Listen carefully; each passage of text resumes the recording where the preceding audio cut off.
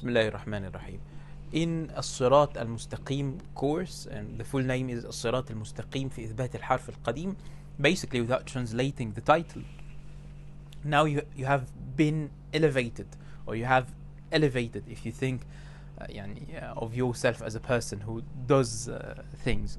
But let's say you have been elevated to a higher rank now after studying لمعة الاعتقاد and them التأويل. Remember, if you go on the website, if you ask one of the senior mashayikh, they will just tell you the only prerequisite to study Sirat al-Mustaqim is that you study لمعة الاعتقاد. But my way of doing things, if you just follow my way, remember the whole paradigm of studying al-ilm traditionally is that you make a lot of choices actually, and we just offer you guidance, and you are free. It's a free country, yes, and you are free to do whatever you want. This has been the way since the beginning of time. This has been the way. You go to al-masjid, you find so many circles, you find so many durus, and you just attend the dars you want. Yeah, you might not graduate until the shaykh approves of your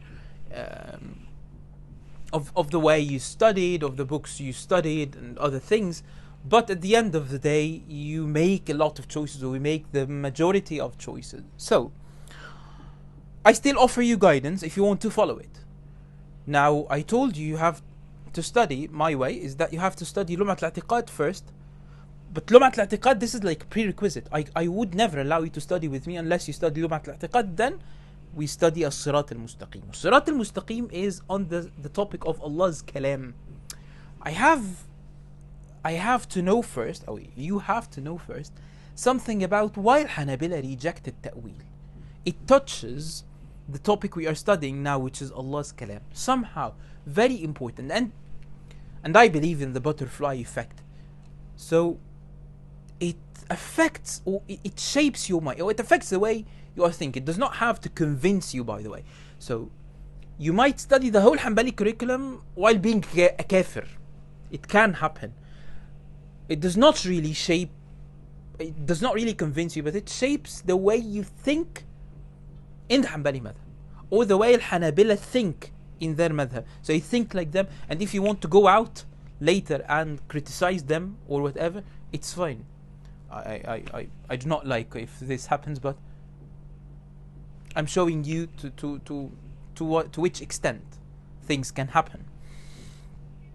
So if you think about it, now you have absorbed something about the Hanbali philosophy. Very few steps on this long road of learning and knowing the Hanbali philosophy, conceptualizing their philosophy in general as a madhab that has al-aqaid wal-fiqh wal-tasawwuf all in one madhab, under one madhab. You did this in Dhamm al-Ta'wil. Dhamm al-Ta'wil it's like a very strong title for a book. It's the man is like dispraising and rejecting, refuting at-Ta'wil. So he's not just refuting al-Ash'ariyya or the relied upon position among the Ash'ariyya. He is rejecting more than that. Yes. Now he is defending our madhab against some attacks, because we believe in Allah's kalam in a certain manner, and some of our opponent here does not have a negative connotation, by the way. It can have a negative connotation, but does not here. And some of our opponents, even if they are Ahl Sunnah wal Jama'ah, yes, they do not understand what we are saying, or they do not even represent our madhab the way we represent. So they misrepresent us, hence they attack and accuse us of things that we do not have. So now we are seeing this conversation, or this some sort of a debate. Yes, it's not a proper debate.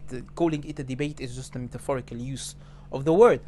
So you have this debate. Ibn Qudama is debating with some opponent on this topic of Allah's kalam. Very specific issue. In Lumat al-I'tiqad, you understand general Hanbali way of in al-Aqeedah, in al-Iman, in the Masail of al-Iman wa al-Tawheed. In Dhamm al-Ta'wil, now you understand the general Hanbali philosophy when it comes to Allah's attributes, especially Allah's attributes. Now we are talking about one of Allah's attributes, which is al-Kalam only. But it reflects back on everything that you studied. So, if you follow my advice, you have to study Dhamm al-Ta'wil first. Because you see why the general way of Al-Hanabila, when they treat or deal with Allah's attributes. Then, one of the attributes, one of the most problematic masail or issues when we study Allah's attributes, which is al-Kalam. Wallahu ta'ala a'la wa a'lam.